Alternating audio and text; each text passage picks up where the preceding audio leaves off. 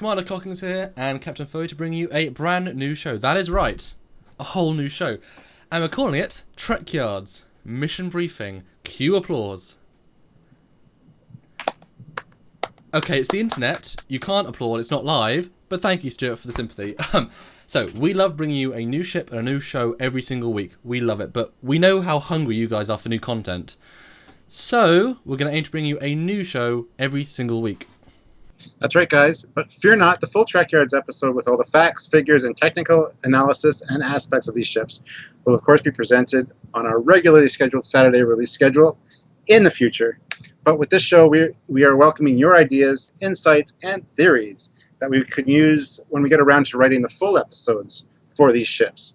Yeah, I mean, we saw that from some of our earliest episodes, you guys have even more information that we just couldn't find or didn't know. So we're really hungry and eager to see what you guys know. So maybe, you know, later down the line, you guys can come on this show and talk to us about some of your favourite ships, some of the ships that you know a bit about, and you know, make an even better Trekyard show when it comes out, you know, fully.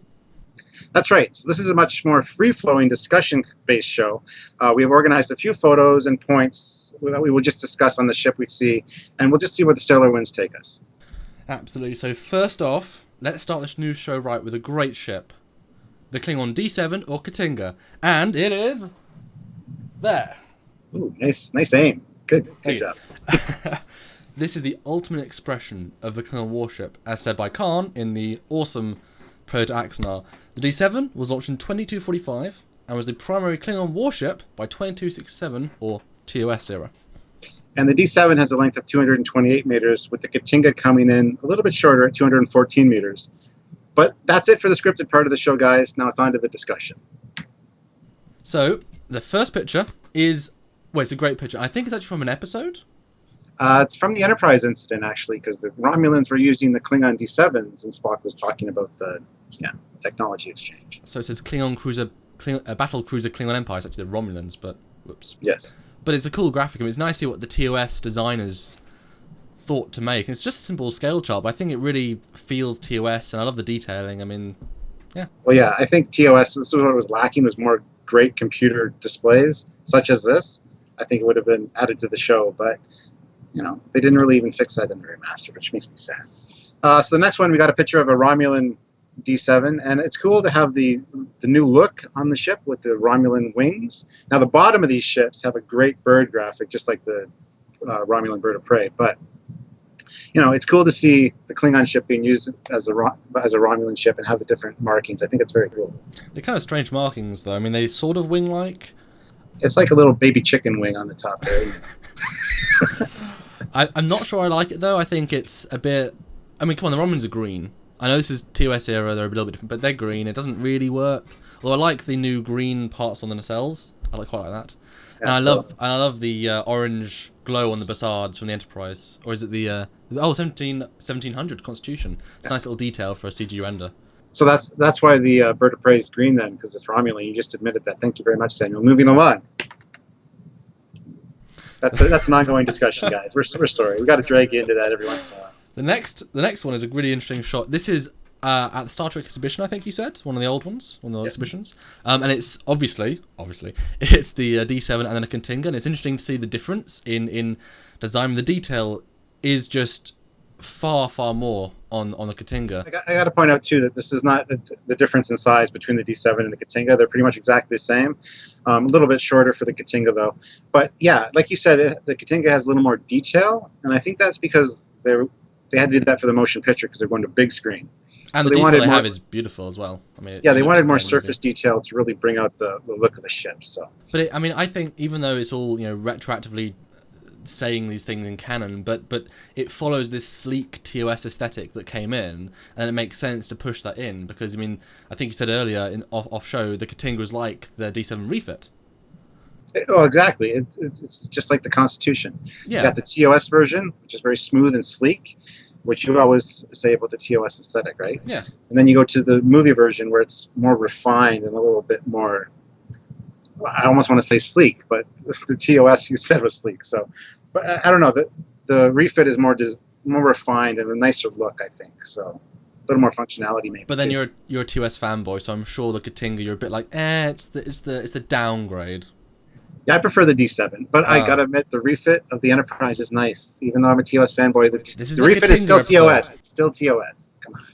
Anyway, moving right along to refit, we have the next picture, which is this is a great picture.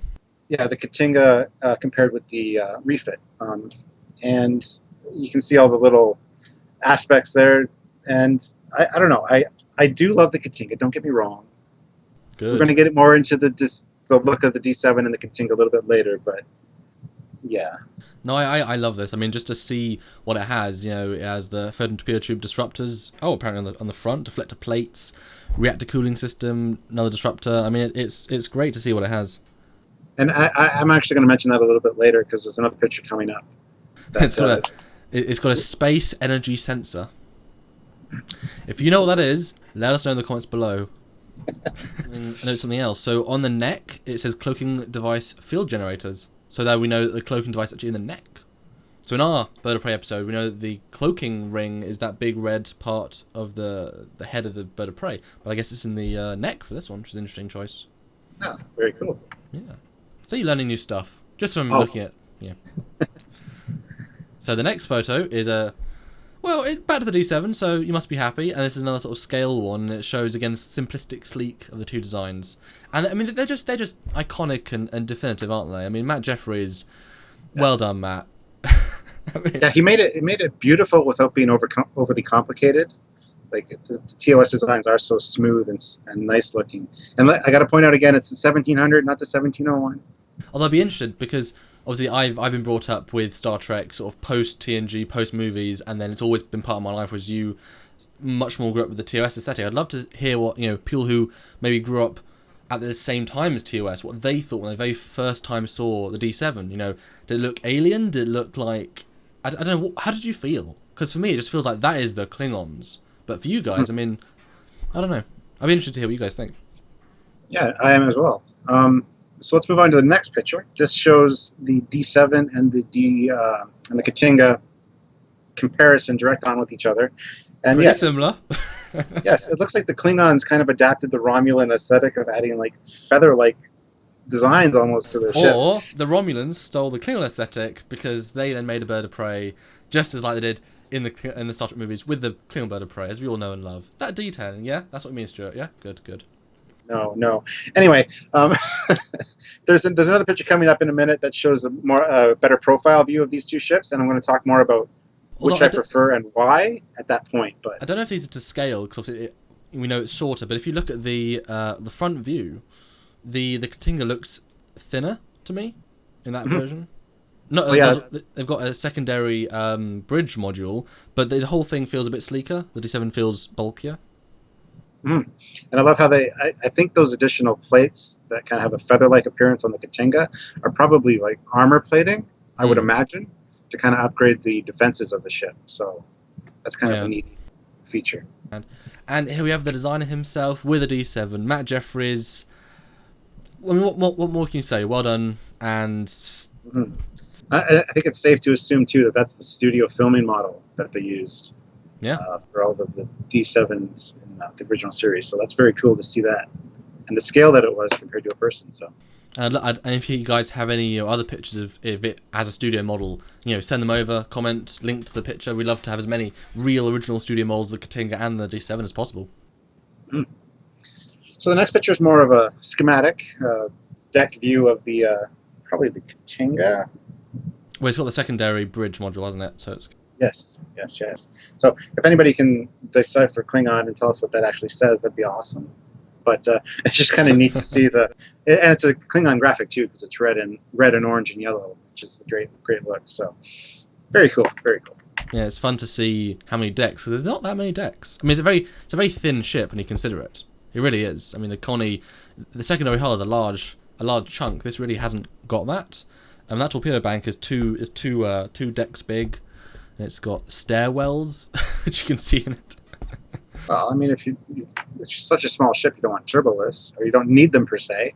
Well, and if they go down, Well, you say that, but I mean, it's still a long ship. I mean, I'm sure you can walk it pretty quickly, but it's the neck is one deck with plating, at least for half of it. So is that just you're gonna be walking, or is that gonna be a turbo lift? I mean, it's presumably just walking, but Can you imagine that? Like, if you want to go to the bridge, you have to just walk the entire length of the ship, pretty much. Yeah, we talked about that with the one Tobias Richter interview we did. Remember? Shooting. Was there a shooting range in the neck or a bowling alley? I don't know. It'd be cool to have something cool in there. But imagine you must that one corridor every day of your life. You just have to keep walking. So the next picture, really detailed. This is the full deck plan with a lot more information. A full breakdown. I don't know if this is a fan extrapolation or anything, but it looks great. Although it shows that the torpedo is only one deck, which is interesting. So that there's a difference already, because everything fan created is brilliant, but we at Trekyards have to work out what is the genuine, what makes most sense, and try and bring you the most cohesive version. So it's a bit different, but it's interesting. And like I said, when we do the full episodes on these ships, we'll try to rectify these little fan inconsistencies and come up with something that's kind of definitive. So, one thing I noticed from this is that this, according to this, main engineering is actually almost at the top of the secondary, or I guess the back of the main hull, but it's lengthwise, just like the Constitution original is. So the next picture is just a forward view of the Katinga. It's got I love the look of this ship coming at you. It's just so mean looking. It's like a bodybuilder kind of. Yeah, and I love just the detailing. I always have loved the subtle plates. I mean, they might not even do anything. They might just be reinforced. Why would you need this little plates necessarily coming out? But I just love it. It just makes it feel so 3D and so different. Yeah. Trekyards were all about the theories. We can come up with 1,000 theories for why those are there. Armor, extra deflector grids, things like that. That's what we do. So if you guys know. Yeah, exactly. If you guys know or have any speculations, please feel free to comment, and we will try to include that in the full episode. And the next one, I think, is a little more interesting, is the back section, because it really presents. I mean, one of the big differences between the D7 and the Katinga is the D7 has those two engines on the wings and the two, pretty much where these are, but then they get replaced in the Katinga for the two larger back impulse, and I guess that means they've got more efficient. But I like that design better. I think that much more cohesive feel. Yeah, I love it. I love all the different details, and the Klingon symbol. I don't think that's actually in the movies, the big Klingon symbol. But yeah, it works. Could just be applied to different squadrons, perhaps, that we don't see. But I think that is actually the shuttle bay door that's on there that rolls up. So that's kind of cool. So moving on to the next picture, it's the dorsal view from the top, of course, and now symbol on full display. Yeah, absolutely. And I love the fact that this is a little known fact. I mean, we all know it because we're Star Trek fans, but the main boom does separate there at this where it joins the secondary hull. That's why it's beefed up a little more. There's a little bit of smaller impulse engines in there. I would love to see one separate in a fan film. And Tobias, I'm talking to you right now. I would love to see the boom separate and see the two sections working independently. I think that'd be very cool. That sounds great, yeah. Cool. So the next one is, it's another look at all different things. Although what's really interesting, and Stuart, you knew this from pre-discussion, I didn't know this. The D7 class, it's the Drell 7 class. The Drell 7, yes, that's the actual name of the class. So that's where the D comes from. And I think what's interesting about this one in particular is that if you look at the bottom left picture, it says phaser bank. Klingons don't have phasers; they have disruptors and torpedoes. So, what is this, Stuart? Do you know? Starfleet battles. In Starfleet battles, your standard weapons are phasers, and your heavy weapons on a Klingon ship are disruptors. Now, in canon, the Klingons have disruptors in place of phasers, and their heavy weapon are photon torpedoes. So there is a difference as far as that goes, but that's kind of what I wanted to point out with this picture, is that, yes, if you look at a Starfleet Battles SSD, there are in fact Phaser 1s, Phaser 2s, Phaser 3s, as well as the heavy weapons, which are the disruptors now. Yeah, I also noticed an interesting thing. It says hydrogen collectors on the wings, so that's where the Basards are. Yeah, absolutely. I mean, what better way to trap particles that are abundant than, have a collector for them. So the next picture is the one I was waiting for. This is the profile where you can actually see the differences between the D7 and the Katinga. Now, I prefer the D7 aesthetic because I think it's beefier looking. Like you look at the front of the secondary hull and even the bulbous primary hull, the front end there. I think that profile looks a lot better than the Katinga. I'm sure the Katinga is a little more refined maybe and sleeker, but I don't know. I prefer the D7 look personally. See, I don't. I think it's a. I don't like that angle. I don't like that angle for the main torpedo area. I might no. I like the sleekness of the Katinga. I think all the shapes are in proportion, if that makes sense. I think the D7 just is a bit. I don't know. You're a product of your era, Samuel. You like the Yeah. refit version better than the original. Yeah, move on to the next one. The next one is another sort of diagram of it. This is again D7, fun to see different colours. And again, we see different hangar deck doors. There you go. Here's indeed a hangar. Emergency main, yep. Disruptors. After torpedo tubes, yep. Now these orthos are my favorite when they do them this way.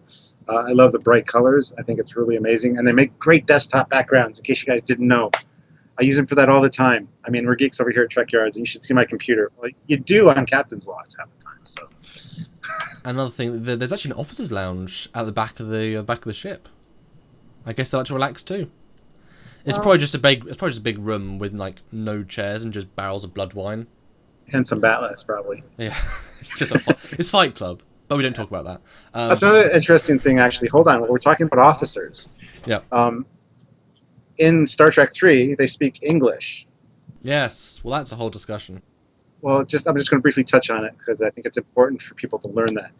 The Klingon officers, the higher-ups, were taught English so they could speak in front of their crews. Well, I think it's Galactic Basic, isn't it? That's how they... Yes, Galactic Standard or whatever, yes. But they were taught that so that they could speak in front of their crews without their crews knowing what was going on. So only the higher-ups would be involved in the conversation. Well, back to the picture for a sec, I also noticed that the bridge... I always sort of thought of the bridge being the larger dome, but it's not. It's actually still the front dome, and the sensor dome is the secondary bit, which means that I guess the Katinga, because that's a new part to the Katinga, has better sensor grid. Must be, because it's got a whole new sensor portion. So that's interesting that you pointed that out, because I never noticed that. But if you watch the motion picture, they kind of zoom in on that sensor part, and that front bit looks like the window, or the front view screen. Exactly. And I think, I don't know if they changed that later maybe for this. I don't know. That's very interesting. All right, so the next is the dorsal view, of course, again, which is beautiful. I love it. Yeah, we've definitely got the running lights and cloaking device field generators again, so this backs up the older ones. Another very interesting thing that jumps out to me is the life support and engineering section, which is actually in the primary hull. Huh. At the very back, instead of being where I figured it would be, which is basically under the shuttle bay kind of area. But we know the warp core's there. Yeah. Well, we don't. I guess it's a fan, maybe. But I mean, that's interesting. See, maybe so much information that we have to bring together for this. Yeah. And see, that shows how difficult our job is, guys. We have so much conflicting information when we do these ships. We have to make it all work for you guys.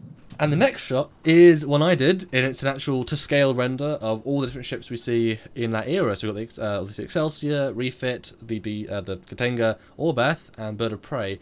And this really puts into perspective that, you know, the Katinga, which we see, you know, at the same era as the motion picture movie Enterprise, so we know that they're comparable. There's quite a size difference, and especially when the Excelsior comes around. I mean, we, the Federation, really pushed forward in terms of size, because that Katinga is a small beast compared to the Excelsior. Not to Orbeth, but I mean, it really is a small ship when you start evolving the tech. So we know the Klingons are roughly the same technological level. Roughly the same weapons, same shields, all that stuff. But if you look at the Klingons, just from the Connie and the Katinga, look at those warp engines. Those warp engines of the Klingon are at least half the size of the Connie, yet they're probably going to be about the same speed. What does that say about Federation tech? Is it because they're more armoured? Is it because they do more things? Well, it's warp engines. Maybe it's more stable warp field, but the Klingons, I mean, they couldn't be trying to take over the galaxy and having slower warp engines to the same extent. So either, well, I guess the Klingons might just have more efficient warp nacelles anyway. That's a very interesting theory, actually. I never thought about that. And then when you compare it to the Excelsior, I mean, the Excelsior, I mean, I know transwarp and all that stuff, but those nacelles are bigger than the entire Katinga. Wow. And we know the next Klingon ship we see is a Vorcha, which is a lot bigger than this, to be fair, but there is no D8, D9, D10 in canon. So that is the Klingon ship, and we see this all the way until DS9. So, wow. All right, so moving along to this next photo. This is one of my favorites. It's from the unreleased Star Trek game, Star Trek Secret of Vulcan Fury. Yes. Secret of Vulcan Fury, yes. No, it's a great game. There's actually some game footage done and some cutscenes, and it never got made, which is a shame. But this shows a very cool Romulan fleet that incorporates both the D7 design and the original Romulan bird of prey. And I would have loved to see this game, but that's another episode in itself, guys. And they're red. That's different. Very menacing. Yeah, and got the bird motif on the bottom. It's very cool. It's funny because the design is so different, the bird of prey to Klingon. Mm-hmm. But, you know, with the long neck, I mean, one is compressed, one's big, but they work well together in terms of, like, the battleship and the small. I mean, that looks like a menacing fleet. I will absolutely say that. So, yeah. And then last image is a beauty shot of the Katinga, because that's what we did today. And yeah, that is our discussion show. Let us know what you think. It's sort of the pilot, to see what you think. And yeah, it's been a lot of fun. I think we've discovered a few new things, and it'll really help us push for new directions in the episode. You know, so let us know if you have any ideas, any thoughts, any theories about any part of the ship, and if we think they're really interesting and worth broadcasting, we'll put them in the episode, and when we get around to it, it'll be the best episode it can be. Absolutely. Like you just said, we've figured out a few things that we're going to discuss in the full episode now based on this full episode. Things I didn't even think of. But yes, please like this video, subscribe to the channel, check out Trekyards.com, check out Facebook, and join us, guys. And please comment below with all your theories, suggestions, thoughts, things we should add to the full video, the full episode. And please suggest another episode we can discuss, because we're going to take suggestions from you guys and base the next week's episode on what you want. And if you really want to join us for that episode, you know, go on the Facebook and personal message the Trekyards site or one of us personally and ask to be on the show, and I'm sure we can work it out. And yeah, come talk about the ship. It's a lot of fun. Learn new things every day. Have new theories, you know. And yeah, I hope this was interesting, guys. Yeah, so see you next time, and tune in for more Trekyards. All right, guys. Bye. Bye.